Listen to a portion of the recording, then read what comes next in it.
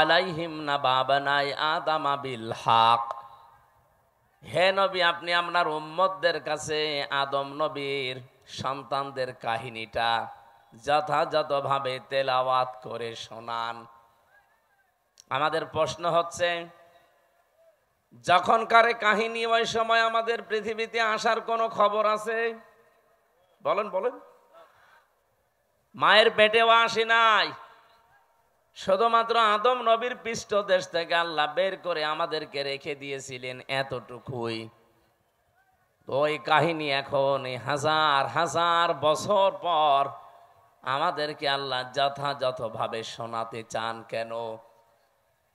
কারণ কিয়ামত পর্যন্ত ওই সময়টা মানুষের ভেতরে অতিলকাল আইয়ামু নুদাউিলুহা বাইনান নাস, মানুষের ভেতরে এই সময়টা আবর্তিত হবে, ঘূর্ণময় থাকবে, ঘূর্ণমান থাকবে। একটা দিনের পরে আর একটা দিন যেমন আসে, আদম নবীর জামানায় যে ঘটনা ঘটেছিল তার সন্তানদের ভেতরে কিয়ামত পর্যন্ত এরকম ঘটনা ঘটতেই থাকবে। একটু খেয়াল করে শুনবেন, আমি গতানুগতিক কথা বলি না। কি হয়েছিল ওই সময়? আল্লাহ পাক বলেন, ইযে ক্বাররাবা কুরবানান ফাতুকবিলা মিন আহাদিহিমা ওয়া লাম ইউতাকাব্বাল মিনাল আখার। ওই জামানায় কোরবানির নিয়ম ছিল এরকম চাটিয়াল ময়দানে, এই খালি ময়দানে মাঠের ভেতরে পশু জবাই করে রেখে আসা লাগতো। যার কর্মজীবন হালাল, যার জীবন পবিত্র, যার সম্পদ হালাল, আকাশ থেকে আগুনের ঝলক এসে ওইটা পুড়িয়ে ফেলতো। এলাকার মানুষ বুঝতো যে লোকটা আসলে সৎ, এর ব্যবসা বাণিজ্য কর্মজীবন হালাল। কিন্তু যারটা আগুনের ঝলক এসে পুড়িয়ে ফেলতো না, ভাবে পড়ে থাকতো, এলাকার মানুষ বুঝতো যে আসলে 2 নাম্বার। আমার মনে হয় ওই শরীয়ত যদি এখন থাকতো, বাংলাদেশে বহু হাসি ধরা খেত। ঠিক যারা বলছেন আমরাও খেতাম, কে কথা বলে না?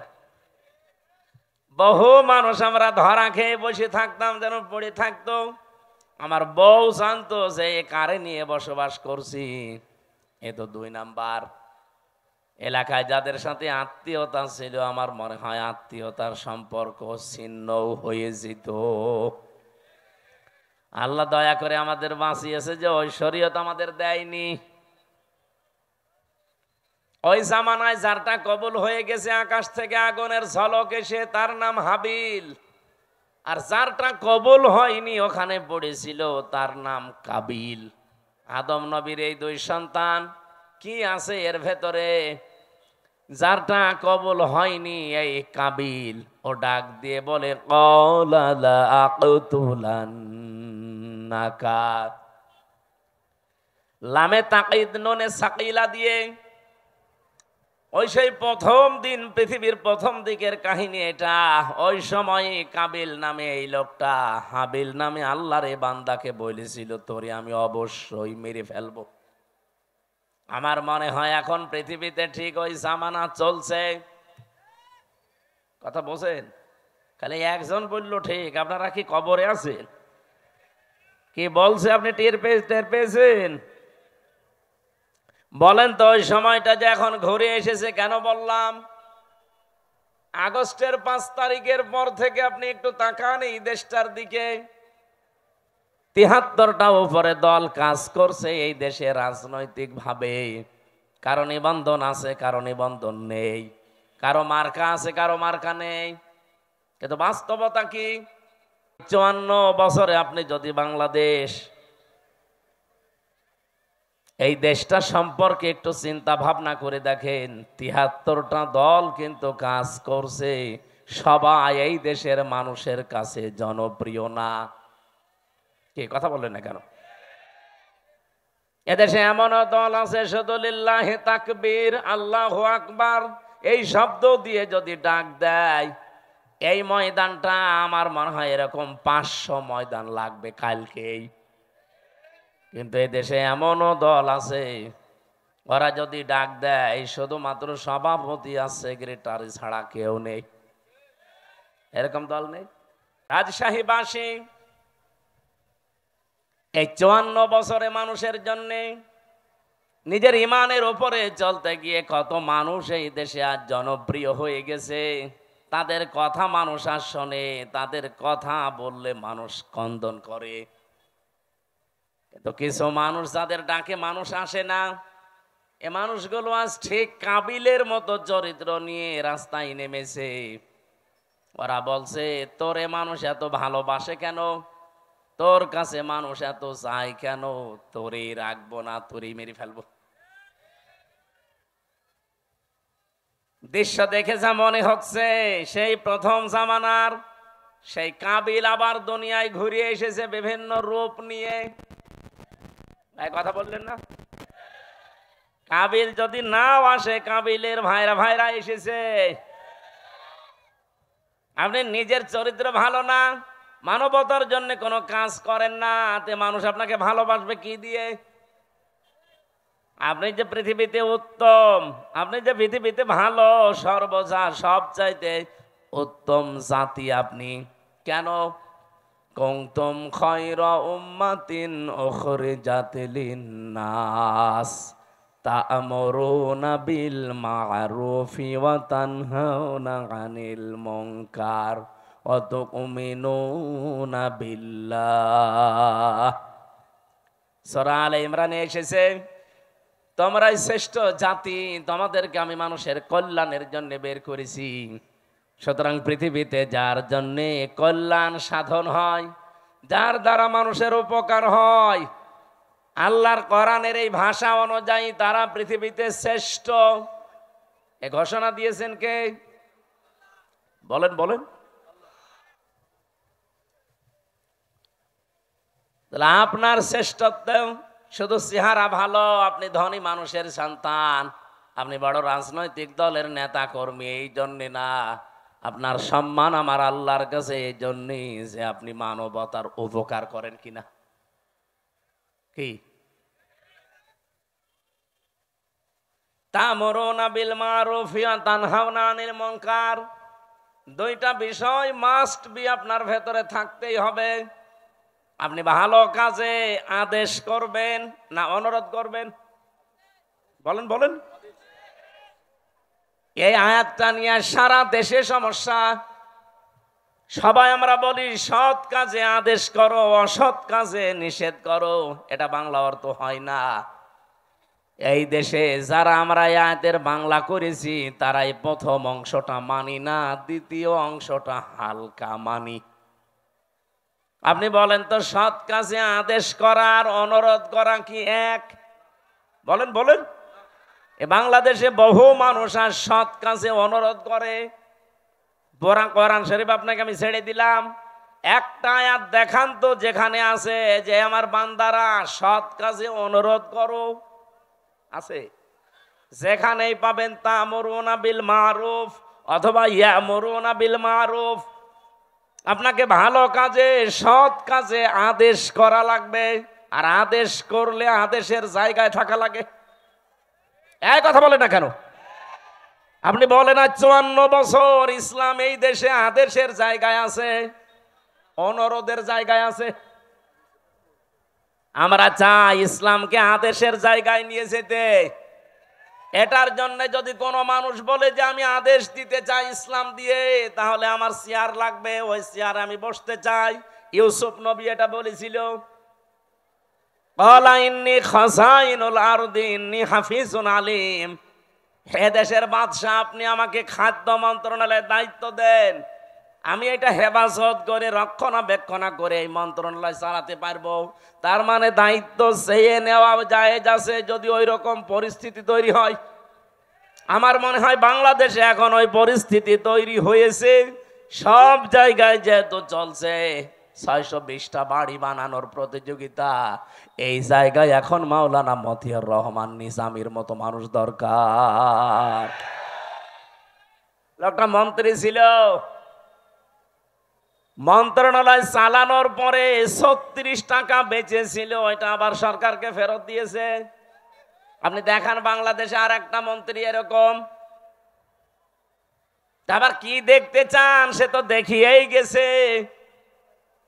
এইরকম মানুষগুলো যদি এখনো এই দেশের দায়িত্ব চেয়ে নেয় যে আমাকে 5 বছরের জন্য দেন, দেখেন আমি কিভাবে হেফাজত করি। এর ভেতরে হয়তো একজন হবে অধ্যাপক আবুল কালাম আজাদ। আপনি না চিল্লি একটু বোঝেন। যদি ওনারা আদর্শ থেকে বিস্মৃত হয়ে যায়, ওনারে ভোট দেওয়া দূরের কথা, ওনার দিকে তাকানো জায়েজ নেই। কিন্তু উনি সেই শপথ বাক্য পাঠ করেছিলেন, ওলে ইন্না সলাতি ওয়া নুসুকি ওয়া মাহইয়ায়া ওয়া মামাতি লিল্লাহি রাব্বিল আলামিন। এটা পড়েননি? পড়েছে। এটা যারা পড়েছে, 4টা কথা আল্লাহকে বলা লাগে যে আল্লাহ আমার নামাজ, আমার কোরবানি, আমার জীবন, আমি যে বেঁচে আছি, আমি যে মরে যাব আমার জন্য না, সব আমি তোমাকে দিয়ে দিয়েছি। তাহলে এইরকম যারা শপথ নিয়ে মাঠে আছে, এই মানুষগুলো যদি এখন সত্যি দায়িত্ব চেয়েও নেয়, আল্লাহর কসম আমি কোরআন মাথায় নিয়ে বলতে পারি, এই মানুষ জীবনেও তার নিজের জন্য না, কিছু করলে সে আল্লাহর জন্য, মানবতার জন্য করতে চায়। এটা সারা বাংলাদেশের মানুষ জানে। আপনি 73টা যে দল বললাম, একটা দল আপনি দেখবেন, শুধু ওই দল বাদ দিয়ে যত দল এই দেশে আছে, তারা দায়িত্ব নেওয়ার জন্য মারামারি করে, না দিলে আবার হত্যা পর্যন্ত করে ফেলে। কিন্তু একটা দল আমি পেয়েছি, দায়িত্ব নেওয়ার জন্য মারামারি না, এদের দিতে গেলে আরো কান্নাকাটি করে। আমি কি বেশি বললাম না বানিয়ে বললাম? এটা সারা দেশে বাংলাদেশের মানুষ জানে না। জেলা সভাপতি হওয়ার জন্য মানুষ মারামারি করে, এমনকি বিপক্ষে যারা আছে মেরে ফেলে। অথচ বাংলাদেশ জামাত ইসলামী, ইসলামী ছাত্র শিবির, ইসলামী ছাত্রী সংস্থা, আমি নিজে দেখেছি, জেলা সভাপতি, জেলা আমির হওয়ার জন্য দায়িত্ব দিতে চায়, নেওয়া তো দূরের কথা, আর কান্দে। অন্যান্য জেলা আমির, জেলা সভাপতি যারা হয়, তাদের তো উপায় আছে বিভিন্ন, আর এই দলটাই উপায় না, আরো নিজের যা আছে সব বিলিয়ে দেওয়া লাগে। এই জন্যই তো কান্দে যে আমি একই করছি, যা ছিল অন্তত এগুলোও থাকবে না, সব চলে যাবে। সব চলে যাওয়ার পরও এদের কোনো দুঃখ নেই, কারণ ওরা এই কথা বলে এই রাস্তায় এসেছে যে আমার নামাজ, আমার কোরবানি। এখানে নুসুক শব্দের অর্থ 3টা। নুসুক মানে কোরবানি করা, নুসুক মানে হজের কার্যকলাপ, নুসুক মানে ইবাদত বন্দেগী। আমার যত কিছু সব তো আমি আল্লাহকে দিয়েছি, এখন আমার নিজের বলতে আর কিচ্ছু নেই। কথা বলেন ঠিক কিনা? এই জন্য এই মানুষগুলো কাঁদে। তাহলে ভালো কাজের আদেশ, এটা আদেশের জায়গায় না থাকলে জীবন অনুরোধ করে ভালো কাজ করা যায় না। আমাদের দেশে যেটা হচ্ছে, এটা কি আদেশ হয় না অনুরোধ হয়? বলেন বলেন। আর ভালো কাজ কোনটা? এখানে যে আপনি তা'মুরুনা বা ইয়ামুরুনা বিল মারুফ বললেন, মারুফ মানে বলেন বলেন, কেউ যদি এখানে জেনে থাকেন বলেন যে মারুফ মানে কি? আমার মনে হয় আলেম পর্যন্ত বলবে এখানে অনেকেই যে মারুফ মানে ভালো কাজ। কে বলেছে আপনাকে? আপনি একটা অভিধান নিয়ে এসে দেখান তো যে মারুফ মানে ভালো কাজ লেখা আছে। এই শব্দটা এসেছে উরফুন থেকে, আরাফা ইয়ারিফু উরফুন। এর বাংলা অর্থ হচ্ছে পরিচিত হওয়া। আদম আর হাওয়া যেই ময়দানে 350 বছর কন্দন করার পরে এক জায়গায় পরিচিত হয়েছিলেন, ওই জায়গাটার নাম আরাফাতের ময়দান। বাংলা অর্থ কি? পরিচিত হওয়ার জায়গা। কি বুঝলেন এখান থেকে? আল্লাহ যে বারবার কোরআনে দিলেন যে ভালো কাজের আদেশ দাও, বাংলা অর্থ এটা না, পরিচিত কাজের আদেশ দাও। পরিচিত কাজ কি বলেন? খালি তাফসীর শুনতে আসা না, কিছু ভেতরে থাকা লাগবে। পরিচিত কাজ কি? আপনি কখন পরিচিত হয়েছেন ওই কাজের সাথে? কোন দিন আপনার ওই কাজের সাথে পরিচয় ঘটেছে, আপনাকে এখন মেলানো লাগবে। এবারের দিকে তাকান, ক্লাস চলছে। এই যে তা'মুরুনা বিল মারুফ বা ইয়া'মুরুনা বিল মারুফ, তোমরা নির্দেশ দাও, আদেশ করো পরিচিত কাজগুলো। পরিচিত কাজ কি? কখন পরিচয় হয়েছে আপনার সাথে, কিভাবে পরিচয় করেছেন বলেন। এখন যদি আমি প্রশ্ন করি, আলেমরা ছাড়া তো কেউ এখানে বলতে পারবে না যে পরিচিত কাজ কি, আর কখন আমি এ পরিচিত কাজের সাথে আসলে পরিচয় হলাম, পারবেন বলতে? না। কোরআন শরীফে এই শব্দটা কতবার আছে কোনদিন চিন্তা ভাবনা করে পড়েননি? শুধু পড়ে গিয়েছেন সওয়াবের নিয়তে। হ্যাঁ, নিয়তে সওয়াব আপনার হয়েছে, কিন্তু যে উদ্দেশ্যে আল্লাহ এটা নাজিল করেছিলেন তার পারপাস আদায় হয়নি। এই জন্যে তো দেশে এখন এই অবস্থা। আমরা এইটাই বোঝাতে চাই যে আমরা পরিচিত কাজের আদেশ করব, আর পরিচিত আমি হয়েছি ওই কাজের সাথে কবে? আমাদের যিনি আদি পিতা হযরতে আদমের কথা যেহেতু আরম্ভ করেছি, বলেন তো ওনাকে আল্লাহ তৈরি করার পরে সর্বপ্রথম কিছু জিনিসের নাম আল্লাহ তাকে শিখিয়েছিলেন। এটা শোনেননি? বলেন না কেন? আল্লাহ রাব্বুল আলামিন নিজে তখন শিক্ষক ছিলেন, আর ক্লাসরুম ছিল এই পবা, নাকি কোন জায়গা? ক্লাসরুম ছিল জান্নাত। এই পৃথিবীতে যে বিশ্ববিদ্যালয়গুলো মার্ক করা হয়, যে সিরিয়াল আকারে একটার সাথে আর একটা, একটার পরে আর একটা, এই যে র্যাঙ্কিং করা হয়, কেন? এই দুনিয়াতে এখন 257টা দেশে 1000 বিশ্ববিদ্যালয়ের যে তালিকা দেওয়া আছে তার ভেতরে বাংলাদেশের একটাও নেই, রাজশাহী ভার্সিটিও নেই। তাহলে কি এখানে লেখাপড়া এর চাইতে মানে এখানে হয় না? বা যে 1000-এর তালিকা ওখানে কি এমন হয়? কয়েকদিন আগে আমি মালয়েশিয়া ছিলাম, ওখানে যতগুলো বিশ্ববিদ্যালয় আছে মাত্র একটা ওই 1000-এর ভেতরে স্থান পেয়েছে। ওই দেশেও আমাদের চাইতে প্রায় 5 ডবল বড় মালয়েশিয়া। কত বিশ্ববিদ্যালয় ওই দেশে আছে?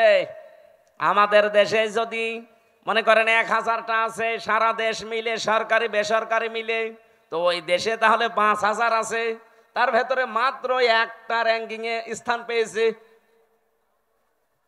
আমি যেখানে পিএইচডি করার জন্য চিন্তায় আছি, মালয়েশিয়া ইন্টারন্যাশনাল ইসলামিক ইউনিভার্সিটি, এইটাও তালিকায় নেই।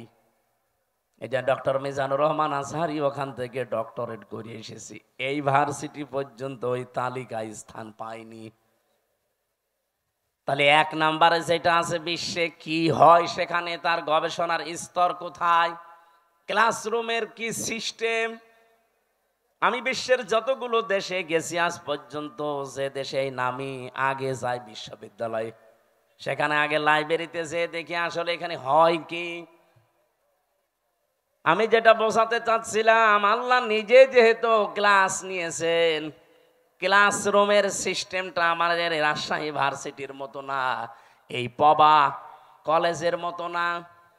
ক্লাসরুমের জায়গাটা সরাসরি জান্নাত।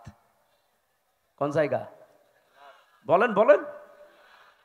কি স্তরে তাকে আল্লাহ শেখাতে পারেন বলেন তো? গবেষণাগারে গবেষণালব্ধ বিষয় কি পরিমাণে সেখানে থাকতে পারে, কারণ শিক্ষক তো আর দুনিয়ার কেউ না, সরাসরি কে? আর ছাত্র আমির হামজা না, ছাত্র উজ্জ্বল না, ছাত্রকে আদম নবী, একজন নবী। কোনদিন ভেবেছেন যে ওই দিন আল্লাহ কি শিখিয়েছে তাকে?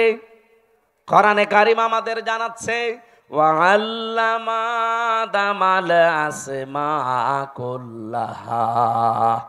এই যে ইসমের বহুবচন আসমা, আল্লাহ পাক তাকে শিখিয়েছিলেন বিভিন্ন নাম। আমরা এ পর্যন্ত জানি, আমার মনে হয় এখানে আলেম পর্যন্ত অনেকে জানে না এখানে এসএমের বহুবচন আসমা দিয়ে আল্লাহ আসলে জানাতে চেয়েছে কি। এই ভালো করে খেয়াল করেন, রব্বুল আলামিন এখানে এসএমের বহুবচন আসমা দিয়ে জানাতে চাননি যে আদম, দুনিয়াতে তোমাকে আমি পাঠাবো, আলু পটল ঝিঙা ফুল কদু এরকম কিছু জিনিসের নাম আমি কি তোমাকে শিখিয়ে দিলাম? এটা বলেছিলেন? বলেন বলেন। আর এটা যদি বইলেও থাকে, আপনার কি মনে হয় যে এরকম কিছু এইরকম ক্লাসে শিখাতে পারে? এটা কি 1 2 3 4 এর ক্লাস? বলেন এই ক্লাস কি নার্সারি পেলে কেজি 1 এর ক্লাস? ক্লাস হচ্ছে কত হায়ার, সরাসরি আল্লাহ নিজের শিক্ষক, ছাত্র যেমন তেমন সলিমদ্দি কলিমদ্দি না, একজন নবী, আদম নবী। তাও আর ক্লাসরুম দুনিয়ার কোন কলেজ বিশ্ববিদ্যালয় না। ক্লাসরুম কোনটা? আরো জোরে বলেন। এই আয়াতটা কতবার পড়েছেন জীবনে? কোনদিন চিন্তা করেছেন যে আল্লাহ শিখিয়েছে আদমকে যত কিছুর নাম? এখানে নাম মানে এ আলু পটল কদু বেগুন সিঙ্গানা, এই যে নাম মানে ওই মারুফ। পৃথিবীতে যত ভালো যত মন্দ সব কিছু আমার আল্লাহ ওই ক্লাসে তাকে একবারে শিখিয়ে দিয়েছিলেন। যত ন্যায় কাজের আদেশ, যত অন্যায় কাজের বাধা, সিস্টেম হতে পারে কি কি, সবগুলো আল্লাহ আমারু বিল মারুফ নাহি আনিল মুনকার এর ভেতরে শিখিয়েছিলেন। ক্লাসরুম ওই একদিন। এবার প্রশ্ন আসতে পারে তাহলে আমাদের জন্য কেন তা'মুরুনা বিল মারুফ? আছে, কারণ ওই দিন আমরা আদম নবীর পিঠে ছিলাম। ওই দেখো দা রব্বুকা মিন বানি আদম মিন যুহুরিহিম যুররিয়াতাহুম। আল্লাহ পাক বলেন আমি আদম নবীর পৃষ্ঠদেশ থেকে তার সন্তান ছেলে মেয়েদেরকে সব একবারে বের করে নিয়েছি। যেহেতু ক্লাসরুমের ভেতরে আমরা বাবার পিঠের ভেতরে ছিলাম, আল্লাহ পিঠ থেকে একবারে বের করে নিলেন। ওই ক্লাসরুমে আল্লাহ যা যা শিখিয়েছিলেন আমার বাবাকে, অটোমেটিক সন্তান হিসাবে আমরা একবারেই ওগুলো শিখে ফেলেছি। এই যদি লেখাপড়া নাও করে, কোনো জ্ঞান অর্জন নাও করে, তাও সে নিজের থেকেই বুঝতে পারে যে এটা ভালো কাজ, এটা খারাপ কাজ। এক কথা বলছেন না? এবার আমি প্রশ্ন করছি, পৃথিবীতে সবচাইতে ভালো কাজ কয়টা থাকতে পারে? যেহেতু গুরুত্বপূর্ণ একটা বিষয় আল্লাহ নিজে শিক্ষক হয়ে শিখিয়েছেন, ওই দিন আদম নবীকে আমার আল্লাহ যে এসএম এর বহু বচন আসমা সব কিছুর নাম শিখিয়েছিলেন। এই কুল্লাহা সব কিছুর নাম বলতে যত ভালো কাজ, ন্যায় কাজ, যত অন্যায় কাজ, মন্দ কাজ, এগুলোর থিওরি কি হতে পারে, এগুলো কি করে আদেশ দেওয়া লাগে, কি করে বাধা দেওয়া লাগে, সবগুলোর সিস্টেম আল্লাহ ওই একদিন এক ক্লাসে বাবাকে শিখিয়েছে। আর সন্তান হিসাবে আমরা অটোমেটিক ওগুলো পেয়ে গেছি। এইরকম ভালো কাজ অন্যায় কাজ আছে পড়া কোরআন শরীফে 500। কয়টা বলেন বলেন? এই 500টা ভালো কাজ, ন্যায় কাজ, 500টা অন্যায় কাজ এই বাংলাদেশে সবগুলো চলছে।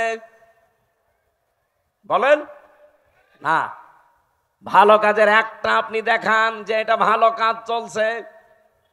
আমি যে 500টা ভালো কাজ পড়া কোরআন শরীফ থেকে বের করতে পেরেছি, একটাও এই দেশে চলে না।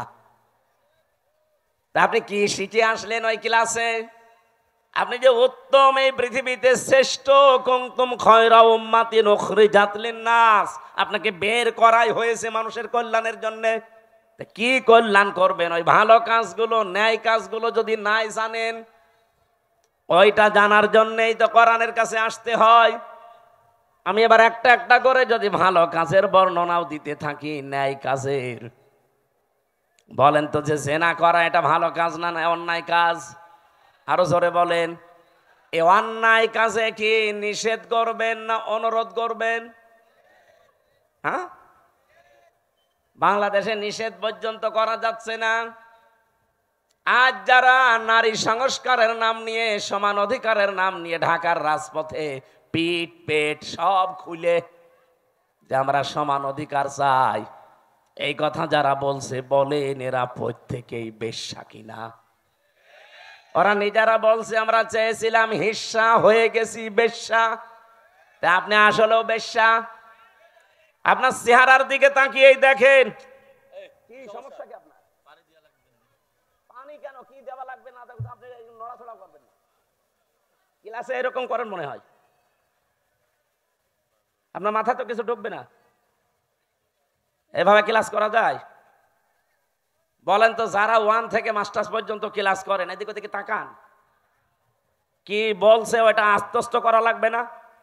সারা জীবন খালি মারুফ মারুফ শুনেছেন, মারুফের বাংলা অর্থ জিজ্ঞাসা করলেও বলতে পারছেন না। কি ক্লাস করছেন আপনি?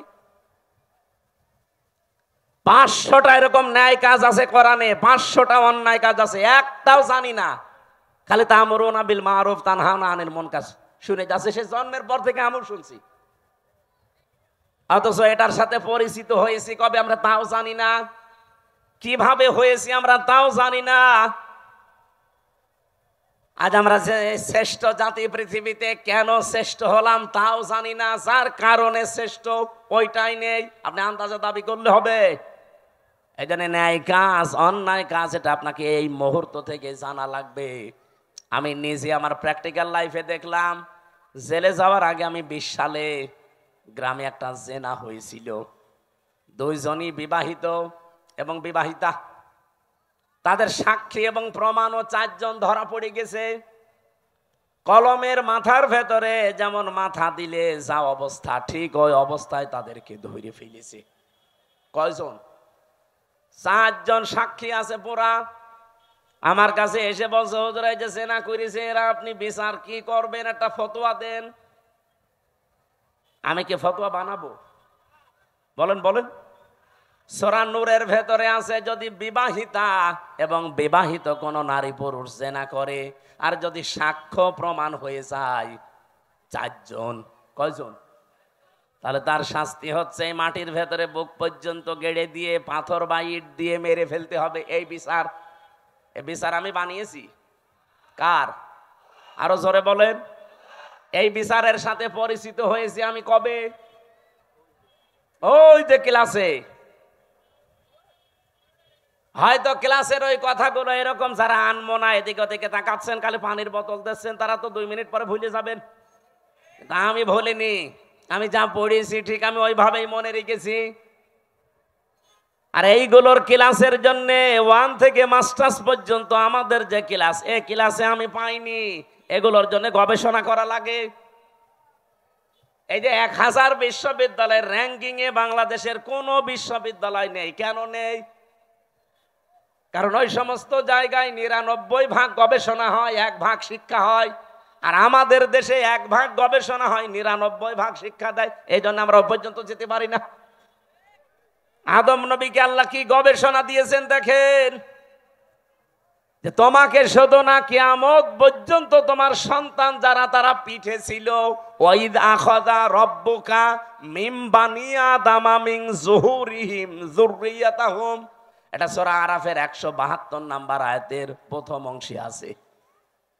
আমি দলিলগুলো শুধু আয়াত বলছি, বাড়িতে মিলাবেন, আপনার আরো আনন্দ লাগবে। আজ যদি সত্যি আমরা ভালো কাজের আদেশের জায়গায় থাকতাম, আমি ওই দিন শুধু ফতোয়া পর্যন্ত দিয়েছিলাম, আদেশ দিতে পারিনি। যদি সত্যি আমি আদেশ দিতাম আর গ্রামবাসী মিলে যদি ওদেরকে 2 জন সঙ্গে সার করতো, আমি বেঁচে থাকতে পারতাম। কথা বলে না কেন? পুলিশ তার পরের দিন ওদের সঙ্গে সার করার আগে আমার সঙ্গে সার করতো। বলতো, হুজুর ফতোয়া দিয়েছেন ঠিক আছে, কার্যকর করলেন কেন?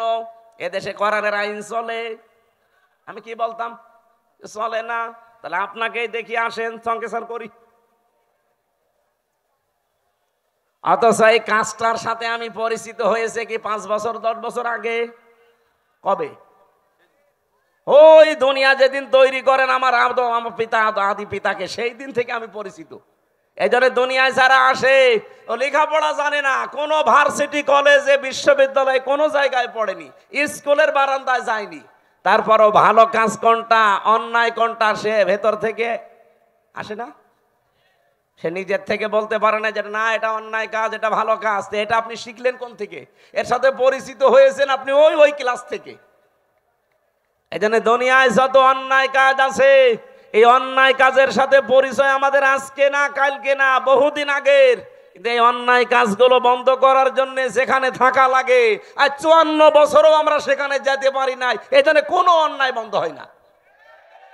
ওই জায়গায় যাওয়ার জন্য আজ বাংলাদেশ চেষ্টা করছে যে ওখানে যদি যেতে পারি, ভালো কাজ কোনটা ও মন্দ কাজ কোনটা ঠিক আমি তো আগেই জানি। ওগুলো শুধু এখন বাস্তবতায় রূপ দেব।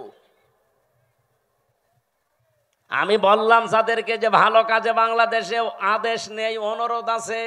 একদল আবার বলবে হুজুর আপনি আমাদেরকে খোঁচা দিলেন। আপনাদের খোঁচা দিয়েছি?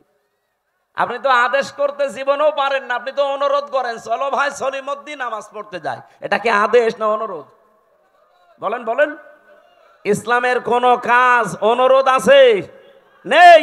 সব কাজ ডু ইট, এটা কর, এইরকম আদেশ।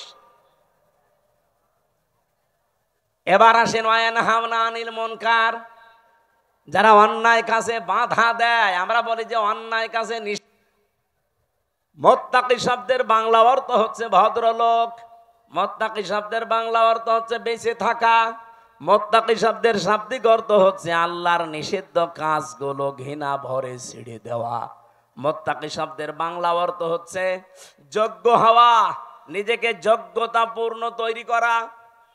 আপনি মুত্তাকির যতগুলো অর্থ বললাম, কোন অর্থে আপনি নিজে আছেন বলেন? আল্লাহর নিষিদ্ধ কাজ ঘৃণা করে ছেড়ে দিতে পারেন? পারেন? পারেন না। যেগুলো আপনি মোবাইলে দেখেন ওইটা বাইরে দেখা যায় যাচ্ছে, যেটা মোবাইলে দেখেন ওইটা যায় যাচ্ছে। বাইরে যেই দৃশ্য দেখা যায় ওই দৃশ্য মোবাইলে দেখা যায়, বাইরে যেই দৃশ্য দেখা যায় নেই ওইটা মোবাইলে দেখা যায় নেই। এখানে আমার মনে হয় এমন অনেক মানুষ এমন আছে, এমন এমন দৃশ্য মোবাইলে রেখে দিয়েছে, এমন এমন ভিডিও আছে, নিজে দেখলে আনন্দ লাগে, ভালো লাগে, সুখ পায়, শান্তি পায়, কিন্তু অন্য কেউ দেখলেই লজ্জা পায়। এরকম ভিডিও আছে কার কার? হাত তোলেন তো। আলহামদুলিল্লাহ। না ভালো, আলহামদুলিল্লাহ। এলাকায় মুত্তাকি তাহলে অনেক আছে, বোঝা যাচ্ছে। এক্ষুনি আমি চেক করবো জিহাদরে দিয়ে। যাও তো, একটা একটা করে মোবাইল চেক করে দেখো, এমন এমন ভিডিও যদি থাকে যেটা নিজে দেখলে আনন্দ পায়, অন্য দেখলেই লজ্জা পায়। যারা ঠিক বললো যে একটা একটু ওঠেন তো দেখি আল্লাহর ওলি, যাওয়ার আগে ডিলিট করে দেবেন। মুত্তাকি হওয়া ছাড়া কিছুই কবুল হবে না জীবনে। আদম নবীর সন্তান হাবিল এইটা জানিয়েছিল তার ভাইকে। এজন্য আজ যারা কাবিলের ভূমিকায় আছেন, জোর করে জবরদস্তি করে উল্টাপাল্টা করে শক্তি দেখিয়ে সন্ত্রাসী কায়দায় আবার অনেকে চেষ্টা চালাচ্ছে যে যাব। কোথায় যাবেন? যাবেন কি করে? আপনি আপনি মুত্তাকি হন নাই তো আপনাকে জনগণ গ্রহণ করবে না, আল্লাহ তো গ্রহণ করবেই না। এই জন্য জাল মাল দিয়ে চেষ্টা করে যাচ্ছি যে আমরা মুত্তাকি হব। আমাদের পূর্বপুরুষরাও মুত্তাকি ছিল। এই কথা বলেন না কেন?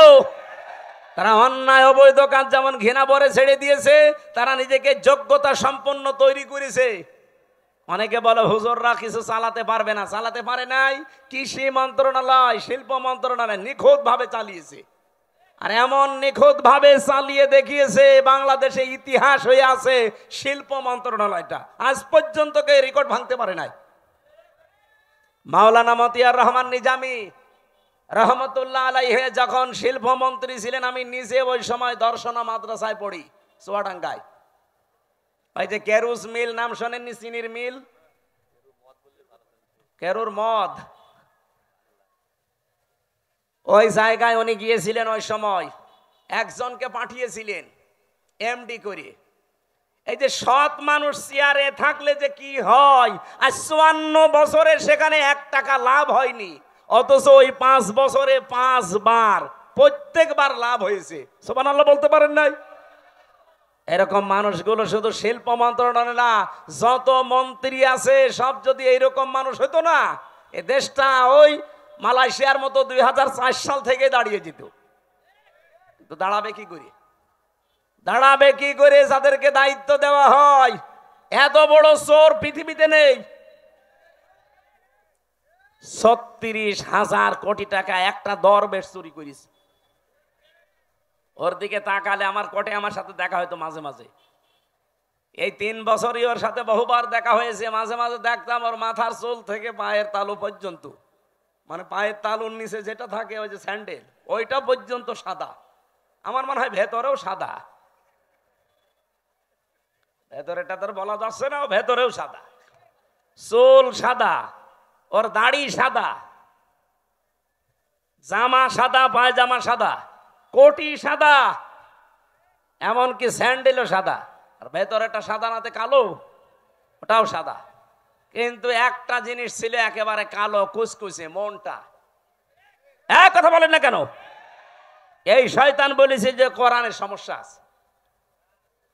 ওর তো ফাঁসি হওয়ার দরকার ছিল ওই সময়।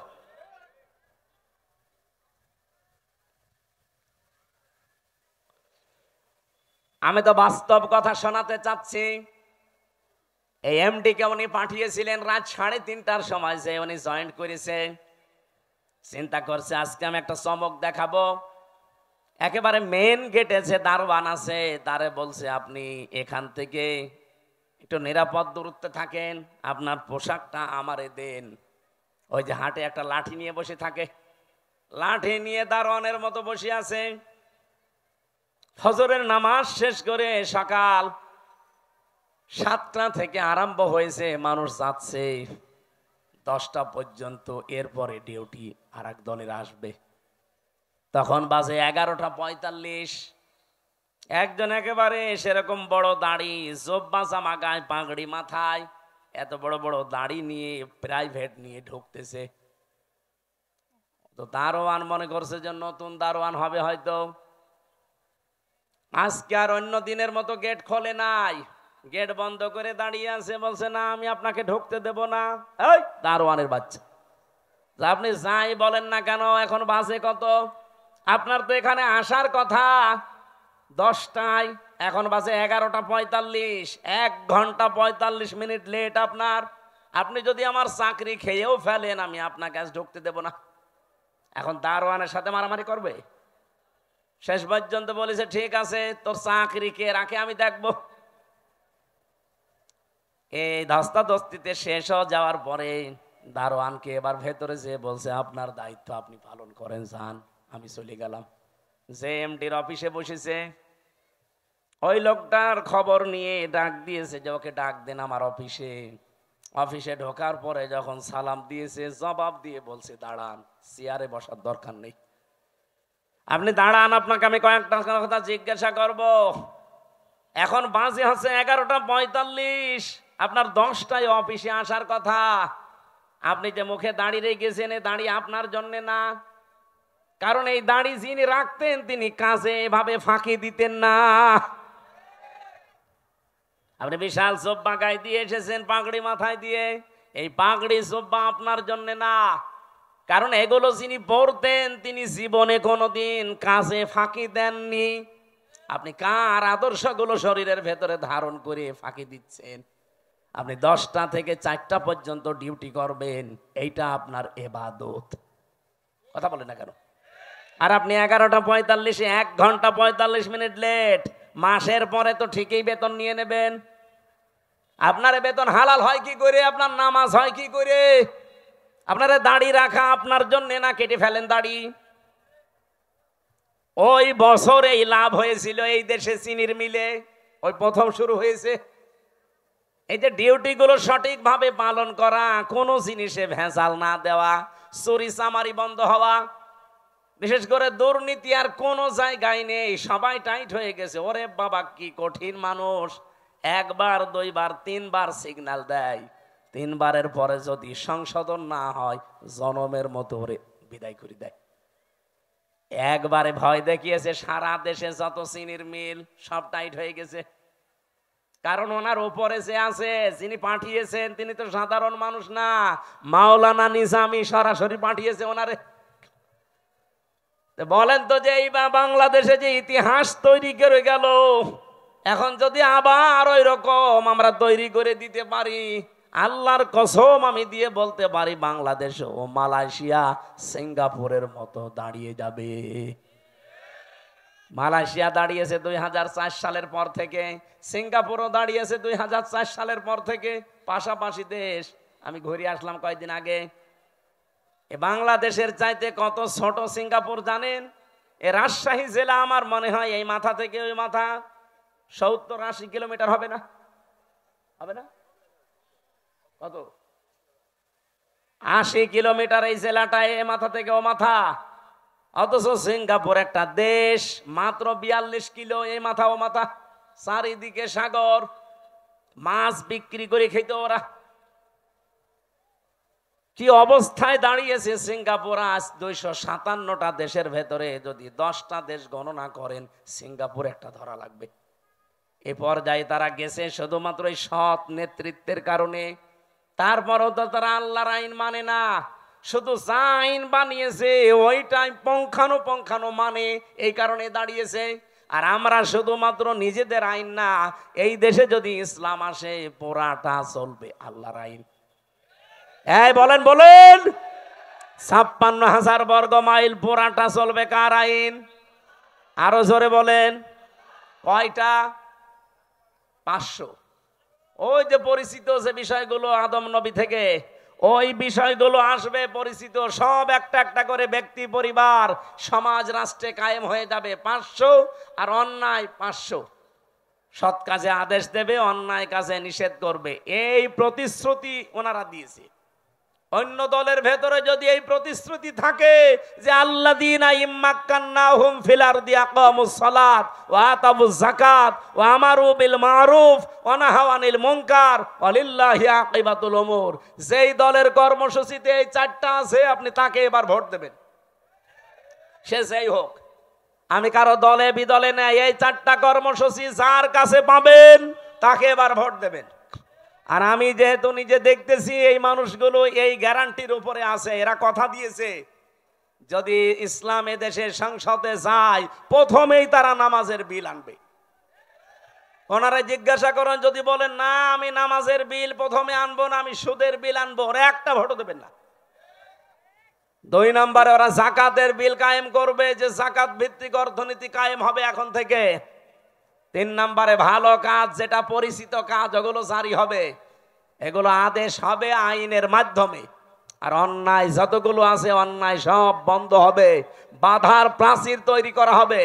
এটা যদি আজ বাংলাদেশে ইসলাম থাকতো, কুমারখালী এই গাজী কালুর চম্পাবতীর এই অর্ধ উলঙ্গ নাচের অনুমতি দিত, এটার জন্য মারামারি হইতো, আইন পাশ করে সব অন্যায় কাজগুলো বন্ধ করে দিত। এই জন্য আমরা চাচ্ছি আপনারা যা ভুল বোঝেন বা ভুল বোঝান, এই যে রাজশাহী অঞ্চলের এ পাশে কালকে আমার মাহফিল যেখানে আছে চাঁপাইনবাবগঞ্জ, 2 জন বিশাল বিশাল মুফতি আছে, স্বামী আর স্ত্রী 2 জনই মুফতি, ভারতের কামান, এরা মুজাদ্দেদে জামান। কি ফতোয়া দিচ্ছে দেখেছেন? এরা কোনোদিন 24-এর কথা বলে না, এরা শুধু কথা বললে 71, 47, 52 কথা বলছে না কেন? আরো কিছু তৈরি হয়েছে তাদের মুরিদ, এই পাবনার একটা হাবিব ঘোষণা দিয়েছে এই পাবনা জেলার আটঘরিয়ায় জামাত ইসলামের কোন মানুষ আজানও দিতে পারবে না, নামাজও পড়াতে পারবে না। আপনি ঘোষণা দিয়েই শেষ করে দিলে হবে? আপনি নিজে নামাজ পড়াতে পারবেন? আজকে একজনের নামাজ দেখলাম, কি সোরা পড়ছে গো, জিবরাইল নতুন নাজিল করছে, আলাম তারা কাইফা ফালা রব্বুকা বিয়াস। তাও তো আমি ভালো করে পড়ছি, এটা শোনান তো। কি তেলাওয়াত, আমার মনে হয় দাঁত মুখ ভেঙে যাবে। এই কথা যে বলতে পারে আমার মনে হয় তারে এখন থেকে ইমামতির জায়গায় দাঁড় করিয়ে দেওয়া লাগবে। আর ওই যে আর এক চাপাবাজ যেটা ডিম খাচ্ছে, আচ্ছা আমার বুখারী শরীফ, কোরআন শরীফ সব পড়া শেষ, হ্যাঁ পুরাটা চাপাবাজি। এই বহু চাপাবাজ এই দেশে এখনো আছে গোপনে, আর প্রকাশ্যেও অনেকে 24-এর কথা বলে না, কথা বললেই 71, কথা বললেই 52, কথা বললেই 47। আরে ভাই 71, 52, 47 আমরা কেউ ছিলাম না, আমরা ছিলাম 24-এ। এই যে মে মাস চলছে, আজকে 22 তারিখ, এই সামনে মাসের 10 তারিখে জুন মাসের এই দেশে জুলাই ঘোষণাপত্র অলরেডি প্রকাশ করা হবে।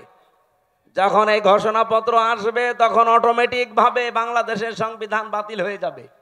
আর এই সংবিধান অনুযায়ী এখন যে চুপ্প মিয়া আছে রাষ্ট্রপতিও অটোমেটিক বাতিল হয়ে যাবে। এক কথা বলেন না কেন? কারণ এই দেশ চলবে এখন 24-এর চেতনায়। কথা বলেন ঠিক কিনা? কোনো বৈষম্য থাকবে না দেশে, আর বৈষম্য যতদিন আছে ততদিন নির্বাচনও হবে না। তাহলে নির্বাচন দিলে 2732 জন মানুষ মরে গেল, ওদের কি জীবনের দাম নেই? তো ওদের জীবনের দাম দেন, তারপরে আপনি 72, 71, 73-এর কথা নিয়ে আসেন। আমরা 71-কে সম্মান করি, 52-কে সম্মান করি, 47-কে সম্মান করি, কিন্তু না, সবচাইতে বড় সম্মানের জায়গা এখন আমি যেহেতু দেখেছি নিজে 24 কথা বলেন না কেন, এই দেশ চলবে এখন 24-এর চেতনায়। কোন চাপাবাজের চাপাবাজি এ দেশে আর চলবে? যদি এরকম চাপাবাজি করে মমতাজের মতো সেও ডিম খাবে। তাও কি ভালো ডিম? পচা ডিম। যে ডিম খেয়েছে মহিলা আজকে মানিকগঞ্জে, ও জীবনে মনে হয় আর কোর্টে হাজিরা দিতে আসবে না।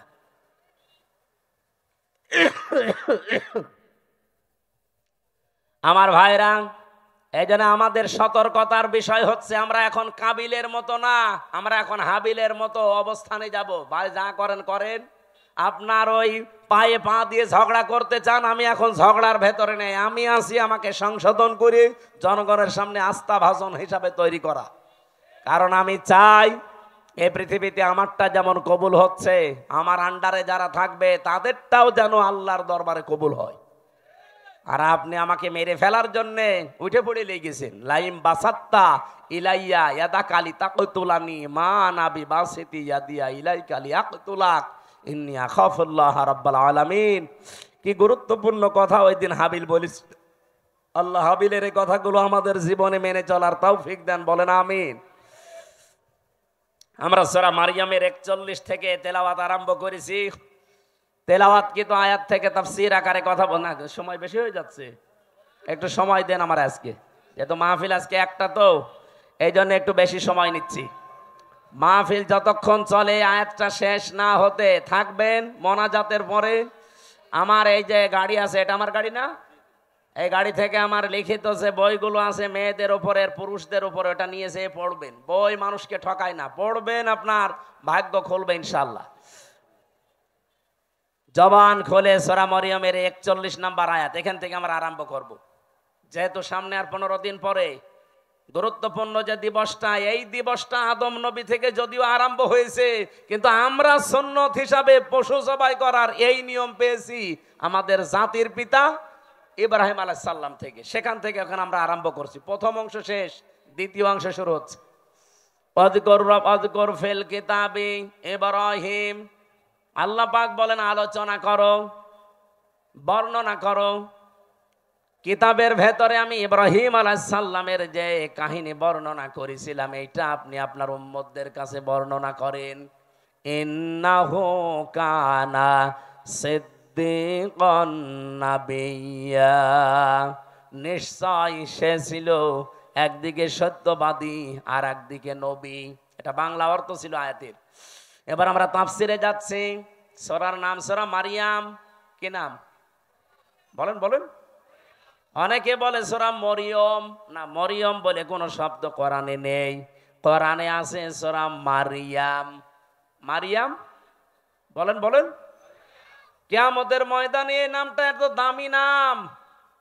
আল্লাহ রাব্বুল আলামিন এটাকে ইজতিবা জানিয়েছেন, যেটা আমি মনোনীত করেছি, নির্বাচিত করেছি, পছন্দ করেছি। নামটা হযরতে মরিয়মের নাম দুনিয়াতে যারা রাখে মারিয়াম, কিয়ামতের ময়দানে আল্লাহ যখন মানুষকে মাফ করতে আর কিচ্ছু পাবে না, যার নামের সাথে মারিয়াম, ফাতিমা এরকম নাম যাদের মিল আছে, কিয়ামতের দিন আল্লাহ নামের ওসিলায় তাদের শেষ পর্যায়ে মাফ করে দেবেন।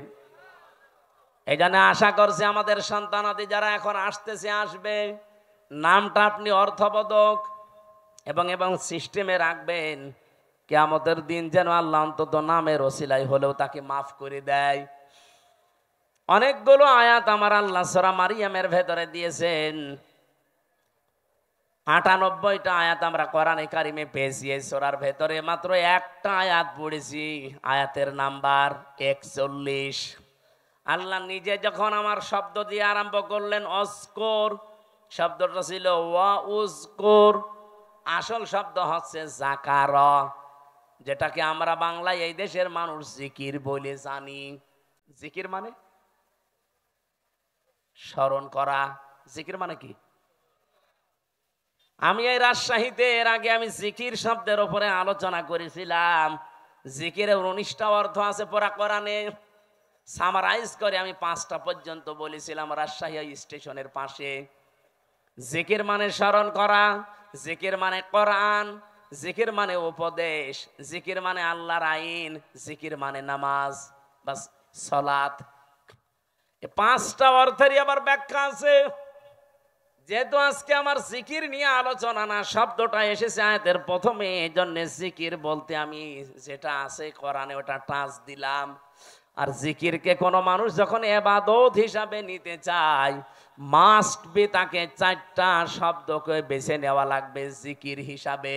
সুবহানাল্লাহ, আলহামদুলিল্লাহ, লা ইলাহা ইল্লাল্লাহ, আল্লাহু আকবার। রাজশাহী ভাষী এটা রেকর্ড হচ্ছে, তো এই জন্য বললাম। আজ বাংলাদেশে যে ভেজাল চলছে জিকিরের নামে, বহু জায়গায় 4টা শব্দের বাইরে জিকির নেই। বলেন বলেন, এই যে তাহিরি সাহেব যে জিকির গুলো আরম্ভ করেছে, এগুলো এই 4টা শব্দের ভেতরে পাবেন। ও জিকির করে ইয়ালি বাবা, শালি বাবা, কেল্লা বাবা, ফতে বাবা, ন্যাংটা বাবা। বলেন এই 4টা শব্দের ভেতরে ফতে বাবা আছে, কেল্লা বাবা আছে। হ্যাঁ, কথা বলেন না কেন? সুতরাং এগুলো জিকির না, এগুলো ওদের ফিকির। এ বাংলার মানুষেরা সতর্ক হন, জিকির করবেন 4টা শব্দ দিয়ে, কারণ এটা ইবাদত। কোন মানুষ আল্লাহর জিকিরকে খণ্ডন করতে পারবে না। যারা আজকে আল্লাহর 4টা শব্দকে আলাদা আলাদা করে ডাকে, তাদের জিকির হয় না। কেউ যদি বলেন আল্লাহু আকবার, আকবার আকবার হবে না, কি বলা লাগবে? আল্লাহু আকবার বলা লাগবে। তাহলে এটা জিকির হবে, প্রতিটি অক্ষরে 10টা করে নেকি হবে। কারণ আল্লাহর কালেমা খণ্ডন করা জায়েজ নেই। অতাম্মাত কালিমাতু রাব্বিকা সিদকাও ওয়া আদলা লা মুবাদদিলা লিকালিমাতিহি ওয়া হুয়াস সামিউল আলিম। বলেন আল্লাহু আকবার। এখানে 3টা বিষয় লেখা আছে আয়াতের ভেতরে। আল্লাহ বলেন আমার কোরআন পরিপূর্ণ সত্য কথা দিয়ে। 2 নম্বরে আমার কোরআন ইনসাফ দিয়ে পরিপূর্ণ। 3 নম্বরে আমার কোরআনের কোনো কথা রদ বদল নেই, পরিবর্ধন নেই। আযারুল্লাযীনা ইউলহিদুনা ফি আসমাই, এটা পাবেন সূরা আরাফ 9 নম্বর পারা 13 নম্বর পৃষ্ঠার 5 নম্বর লাইনের 180 নম্বর আয়াতের মাঝের অংশে আছে। যত তাফসিরে দেখবেন এইটাই লেখা পাবেন। আল্লাহ বলেন আমার নামকে তোমরা এলহাদ করবা না। এলহাদ মানে বলেন বলেন, এলহাদ মানে পাল্টিয়ে ফেলা, এলহাদ মানে পরিবর্ধন করা, উলট পালট করে ডাকা। বাংলার মানুষেরা আল্লাহ যেহেতু এলহাদ করলে নিষেধ করেছেন, সুতরাং আজকে থেকে আমরা আর শুধু আকবার আকবার না, আল্লাহু আকবার জিকির করব। শুধু সুবহান সুবহান না, সুবহান আল্লাহ জিকির করব। শুধু আলহামদ আলহামদ না, আলহামদুলিল্লাহ বলবো। শুধু লাইলা লাইলা না, লা ইলাহা ইল্লাল্লাহ বলবো। এর বাইরে যদি কেউ জিকিরের কোন শব্দ আবিষ্কার করেন, দলিল দেওয়া লাগবে। এই কথা বলছেন না কেন? বলেন বলেন। হ্যাঁ, আপনি সব সময় মুখে জারি রাখতে পারেন একটা শব্দ, সেটা হচ্ছে আস্তাগফিরুল্লাহ। আস্তাগফিরুল্লাহ সব সময় মুখে জারি রাখবেন। শুধু টয়লেটে আর স্বামী স্ত্রীর ব্যবহারের সময়, এই 2টা সময় বাদ দিয়ে সব সময় মুখে জারি রাখতে পারেন কি? আস্তাগফিরুল্লাহ। বলেন আস্তাগফিরুল্লাহ, আস্তাগফিরুল্লাহ। মনে যখনই আপনার আনমনা হয়ে যাবে, এই শব্দটা মুখে জারি রেখে দেবেন। বিশ্বনবী বলেন এটা যার জীবনে যত বেশি থাকবে, আমার আল্লাহ জান্নাতে তার নিয়ামত তত বেশি বৃদ্ধি করে দেবে। জান্নাতের খাজানা বলা হয় একটা শব্দকে, নাম হচ্ছে লা হাওলা ওয়ালা কুওয়াতা ইল্লা বিল্লাহ। এটাও পড়বেন, লা হাওলা ওয়ালা কুওয়াতা ইল্লা বিল্লাহ। যেটা আজকে আমার জিকিরের আলোচনা না, আমি টাচ দিলাম শুধু প্রথম শব্দের। অযকুর ফিল কিতাবি, আল্লাহ পাক বলেন আলোচনা করো, বর্ণনা করো হে নবী, কিতাবের মধ্যে। কিসের মধ্যে? কিতাব কাকে বলা হয়? এই পৃথিবীতে যত কিছু আপনি দেখতে পান, লাইব্রেরিতে যান, প্রত্যেকটা হচ্ছে কিতাবের ব্যাখ্যা। আল্লাহর ভাষায় এই দুনিয়াতে এখন একটাই কিতাব আছে, অথেন্টিক কিতাব, তার নাম কোরআন। তার নাম কি? এই জন্য আপনি এখানে দেখেন কিতাবের আগে আলিফ লাম দেওয়া আছে, অযকুর ফিল কিতাবি, নির্দিষ্ট করে আল্লাহ জানিয়েছেন কিতাব একটাই। তাছাড়া দুনিয়াতে যত কিছু আছে ওগুলো কিতাবের ব্যাখ্যা। এই জন্য আপনাকে কেউ যদি বলে আমি ইসলাম জানতে চাই, কোন কিতাব পড়লে আমি ইসলাম জানতে পারবো, আপনাকে কোরআন দেওয়া লাগবে। আপনি যদি বলেন না এই যে রবীন্দ্রনাথ ঠাকুরের কবিতা দিলাম, পাবে ইসলাম? পৃথিবীতে যত তাফসীর লেখা আছে, যত হাদিসের গ্রন্থ লেখা আছে, যত কিছু আছে, সব হচ্ছে আল্লাহর এই কিতাবের ব্যাখ্যা। আপনি তাফসীরে ইতকানের ভেতরে দেখবেন এই কিতাবের নাম আমার আল্লাহ নিজে নামকরণ করেছেন 55টা। কোরআনের নাম কয়টা? বলেন বলেন।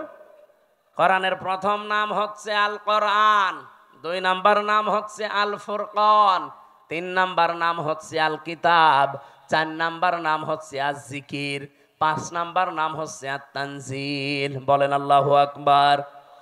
এজন্য কিতাবে একটাই। এই কিতাবের কাছে কেউ যদি না আসে, কোনোদিন সে হেদায়েতের রাস্তা পাবে না। আহ্বান জানাচ্ছি যারা সেখানে আছেন, ফাইনা তাযাহাবুন ইন হুয়া ইল্লা যিকরুল লিল আলামিন।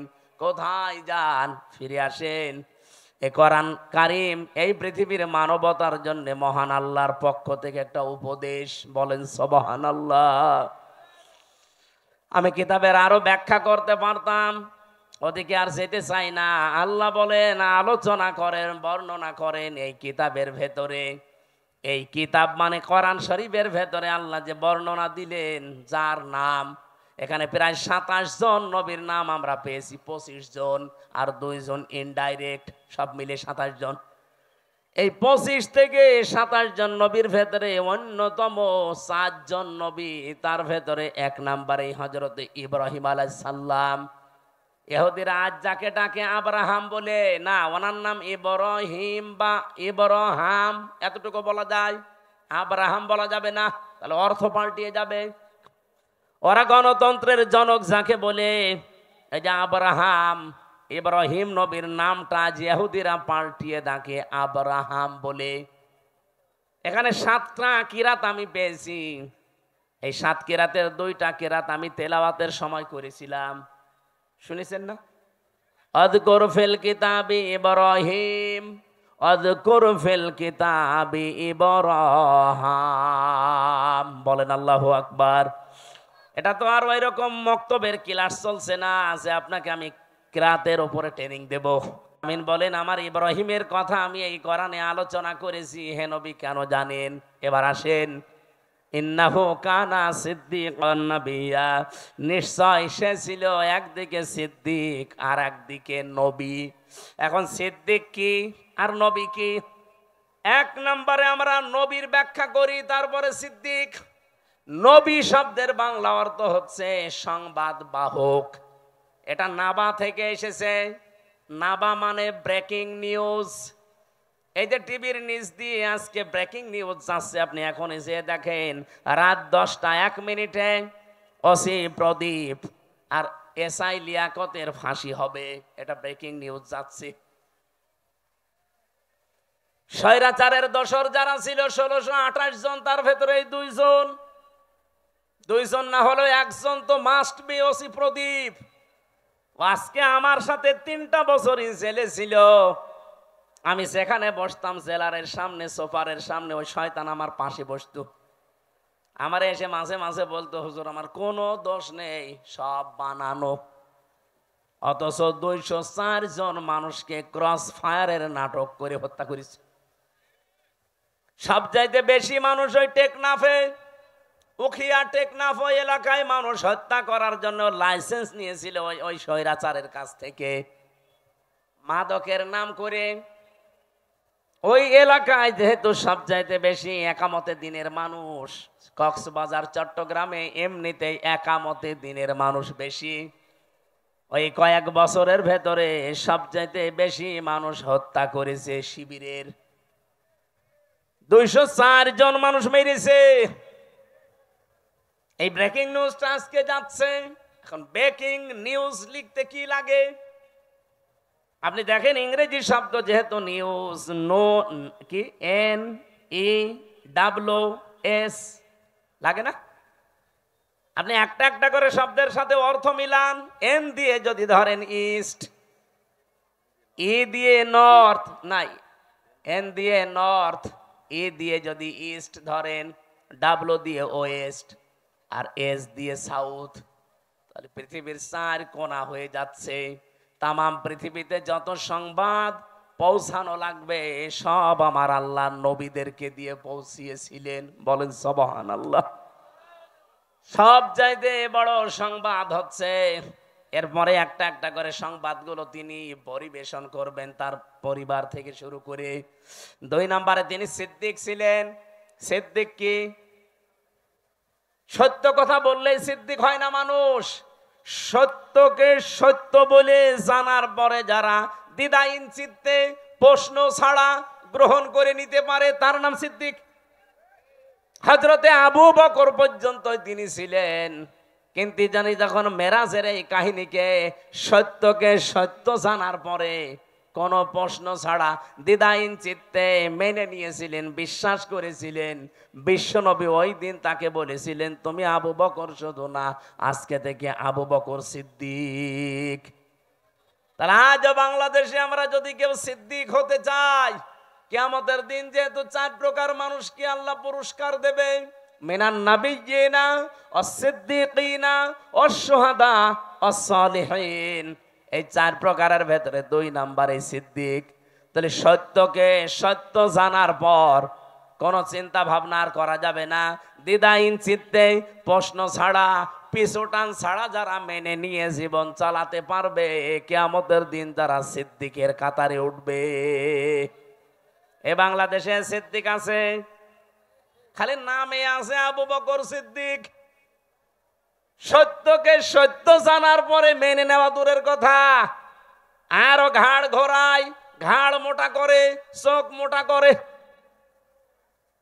পাবনায় কোরআনে কারিমে আগুন লাগিয়েছে 150টা কোরআনে।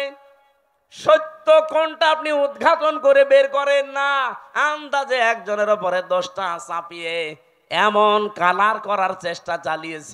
এখন তো সব বেরিয়ে আসছে, কে কে এটা করেছে, কার নির্দেশে করেছে, সব বেরিয়ে আসতেছে। আমরা দল বিদল বসি না, কোরআনে যারা আগুন দিয়েছে তাদের হাত এই দেশে থাকবে না। এই কথা বলেন না কেন? যে এই কাজের সাথে জড়িত, যারা এর সাথে ইঙ্গিত দিয়েছে। আপনি কি জামাত ইসলামের অফিসে আগুন দিয়েছেন? ওটা তো একটা শো। ওখানে ছিল কি? আল্লাহর কোরআন, একটা দুইটা না, 150টা কোরআন পুড়ে ছাই হয়ে গেছে। কোরআনে আগুন দেননি আপনি, আপনার কপালে আগুন দিয়েছেন। নিজেকে সংশোধন না করে আবার কাবিলের মতো হটকারিতা করেন যে কি ওরা নিজেরাই কোরআনে আগুন দিয়ে আমাদের ওপরে দোষ দেয়। ওদের বিবেকের ওপরে কি কুকুরে প্রসাব করেছে যে নিজেরা আগুন দিয়ে আপনারা দোষ দেবে? আরে কি দুনিয়ার কোন বিষয় হেলা খেলা করে আপনার উপরে দোষ দিয়ে দিল? এ কোরআন আপনারও না, আমারও না, এ কোরআন কার? এজন্য আমরা আহ্বান জানাচ্ছি, এটার সুষ্ঠু তদন্ত হয়ে যারা জড়িত জনসম্মুখে তাদের বিচার করা লাগবে। হ্যাঁ, রাজি আছেন না আপনারা? রাজি আছেন না? আগামীতে কেউ যেন সাহস আর না দেখায়। সিদ্দিকী আমরা বুঝি না, আমাদের জাতির পিতা হযরত ইব্রাহিম, তিনি প্রথমে আকাশের তারকা দেখে বলেছিলেন এইটাই আমার খোদা হবে।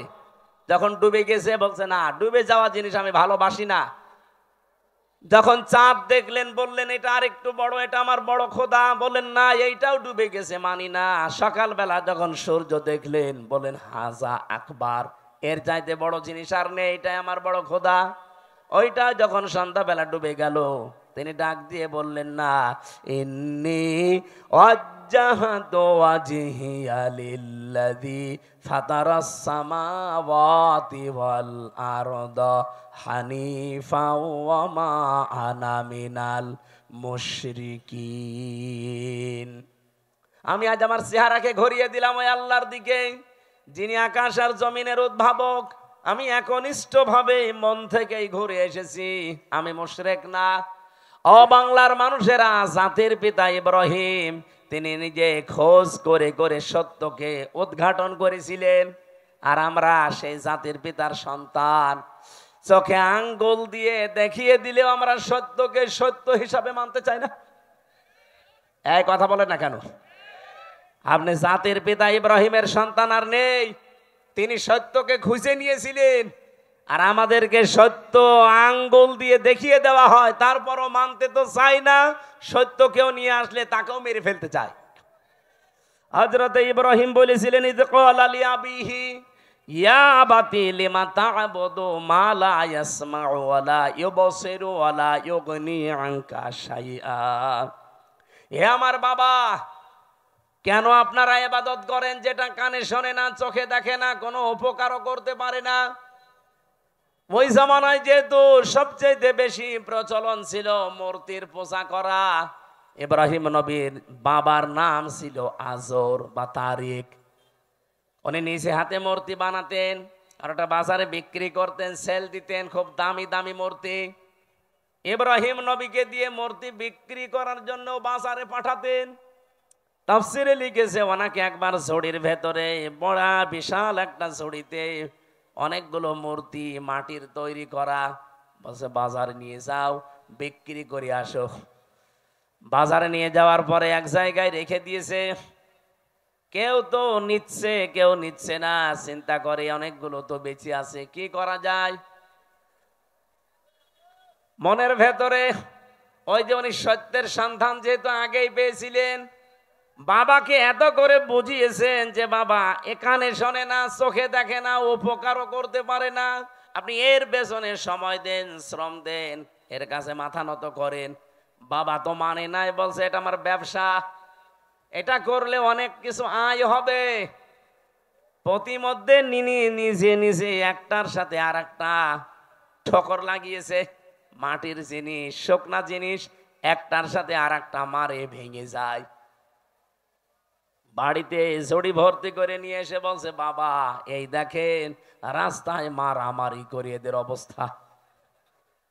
আমার মনে হয় বিশ্বে আজ যারা মুশরিক আছেন, যারা মূর্তি পূজা করেন, বিবেকের উপরে যদি কুকুরে পেশাব করে না দেয়, বিবেক যদি কারো কাছে বন্ধক না রাখেন, নিজের হাতে তৈরি করা জিনিসের সামনে জীবনও আপনি মাথা নত করবেন না।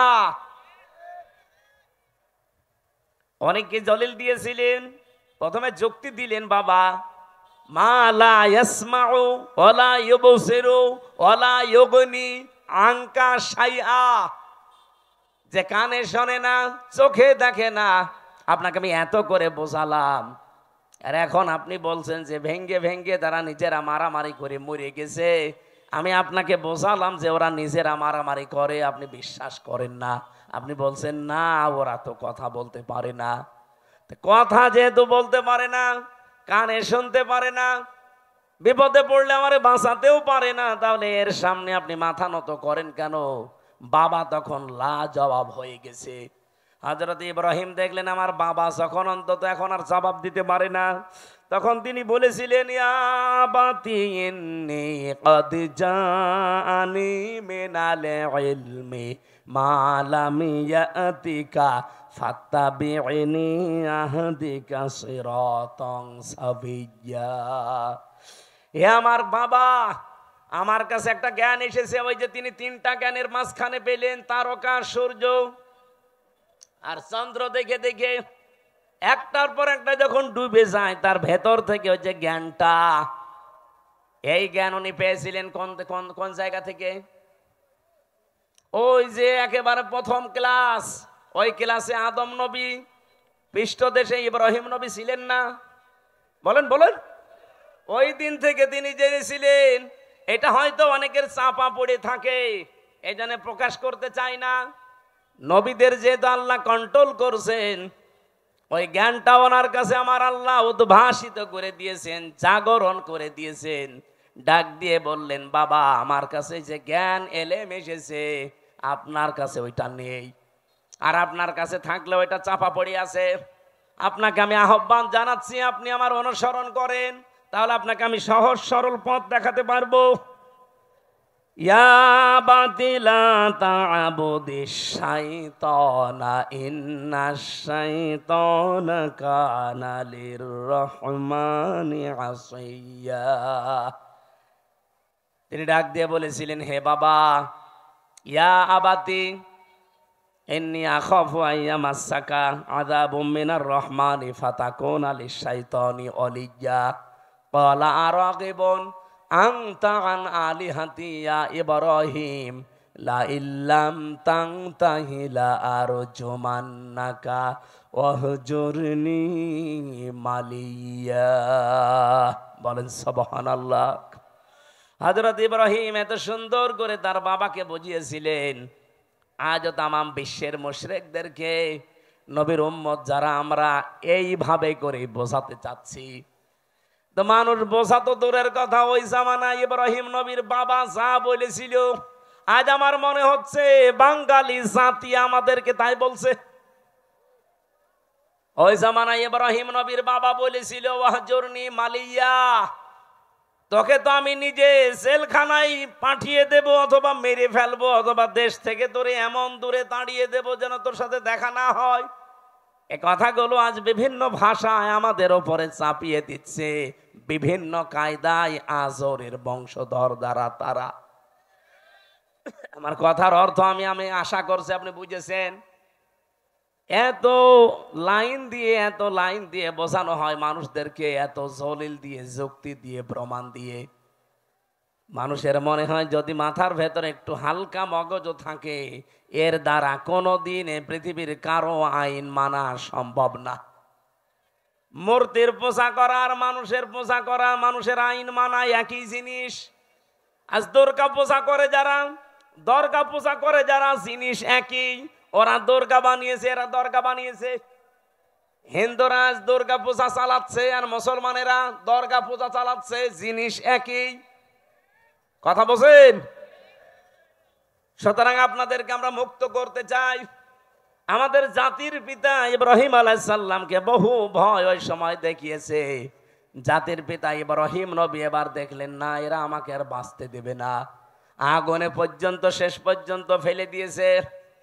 ওখান থেকে মুক্ত হওয়ার পরে তিনি বলেছিলেন, ক্বালা ইন্নী যাহিবুন ইলা রাব্বি সায়াহদিন রাব্বি হাবলি মিনাস সালিহিন ফাবাশশারনাহু বিগুলামিন হালিম।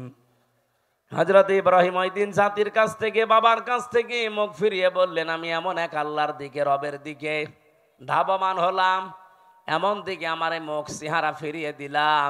আমি আশা করছি অতি শীঘ্রই তিনি আমাকে পথ দেখাবেন, হেদায়েত দিয়ে দেবেন, পথের সন্ধান দেবেন। জাতির লোককে এত বোঝানোর পরেও যখন আর জাতি আসে না, এই দেশের আলেমরা কিন্তু শেষ পর্যন্ত ইব্রাহিম নবীর মতো এই কথা বলতে আমরা বাধ্য হব। কথা বোঝেন আমার? তখন আপনি জাহান্নামে যাবেন না, কোন জায়গায় যাবেন, আপনার জন্য আমার আর কোনো আফসোস নেই, আমি ধরা বাঁধাও নেই। এত করে কত কিছু যুক্তি প্রমাণ দলিল দিয়ে যে মানুষের তৈরি করা আইন আর মূর্তি পূজা জিনিস একই। ওরা না বুঝে করছে আর আপনি বুঝে করছেন। ওরা দুর্গা পূজা করে, আপনি দুর্গা পূজা করেন, জিনিস তো একই। ফিরে আসেন, ফিরে আসেন, ফিরে আসেন। হাতে পায়ে ধরার বাকি আছে, আর কত কিছু বলা যায়। হযরত ইব্রাহিম ওই দিন নিজের একটা শক্তি, সমর্থন, হাতের একটা লাঠি, এইটার জন্য তিনি দোয়া করতে আরম্ভ করলেন। একদিন, 2 দিন, 3 দিন না, 86 বছর, যে রব্বি হাবলি মিনাস সালিহিন, হে আল্লাহ আমারে তুমি একটা নেককার সন্তান দাও যে আমার লাঠি হিসাবে কাজ করতে পারে। আল্লাহ পাক 1 দিন, 2 দিন, 3 দিনে না, 86 বছর পরে এই দোয়াটা কবুল করেছিলেন। বলেন সুবহানাল্লাহ। তাকে সুসংবাদ দিলেন, আমি তোমাকে হালিমের সুসংবাদ দিলাম, গোলামিন হালিম। এটা কি চাচা হালিম না মামা হালিম? কি হালিম দিয়েছিলেন ইব্রাহিম নবীকে আল্লাহ রাব্বুল আলামিন? বলেন, ও ইব্রাহিম, কি গোলামিন হালিম দিয়েছে, একটু পরীক্ষা করে দেখো। ফালাম্মা বালাগা মাহু সায়া ক্বালা ইয়া বুনাইয়া ইন্নী আরা ফিল মানামি আন্নী আযবাহুকা ফানজুর মাযা তারা ক্বালা ইয়া আবাতি ফাআল মা তুমার সাতাজিদুনি ইনশাআল্লাহু মিনাস সাবিরিন। হযরত ইব্রাহিম চিন্তা করলেন, আল্লাহ আমাকে স্বপ্ন দেখিয়েছে সবচাইতে প্রিয় বস্তু কোরবানি দিতে। আমি তো এর আগে বহু দুম্বা কোরবানি দিলাম, একটাও কবুল হয়নি। আমি এখন ভেবে দেখি আমার কাছে সবচাইতে প্রিয় আমার সন্তানটা, কারণ ৮৬ বছর পরে এসেছে। ওনাকে জবাই দেওয়ার জন্য অনুমতি চাইলেন। প্রশ্ন আসতে পারে, বিধানটা কার? আরো জোরে বলেন। পালন করবে কে? একজন নবী। একজন নবী যেমন তেমন না। এই ২৫ জনের ভেতরে ৪ জন শ্রেষ্ঠ, তার ভেতরে ইব্রাহিম শ্রেষ্ঠ। তিনি আল্লাহর বিধান পালন করবেন। এই জায়গায় এতটুকু ১৩ বছরের সন্তানের কাছে অনুমতি নেওয়ার দরকার কি? এই জন্য অনুমতি নিয়েছিলেন। তিনি যে ৮৬ বছর দোয়া করলেন, আমি রব্বি হাবলি মিনাস সলিহিন চাই। আল্লাহ যে জবাবে বলেছিলেন গোলামিন হালিম, তোমাকে আমি সহনশীল ধৈর্যশীল সন্তানের সুসংবাদ দিলাম। কেমন হালিম দিয়েছে আজকে আমি দেখব। তিনি যখন বললেন আমি কি তোমাকে জবাই করতে দেখেছি, তোমার রায় বলো, উনি মনে করেছিলেন সন্তান মনে হয় দৌড় দেবে, কিন্তু না। এসে বলছে, বাবা যা আদিষ্ট হয়েছেন আপনি পালন করেন, আপনি আমাকে ধৈর্যশীলদের মধ্যে পাবেন। ইব্রাহিম নবী এবার ১০০ ভাগ বিশ্বাস করে ফেলেছেন, আল্লাহ তুমি কি আমাকে গোলামিন হালিম যা দিয়েছো এটা তো ১০০ ভাগ কার্যকর। এ সন্তানের কথাবার্তার ধরন কি?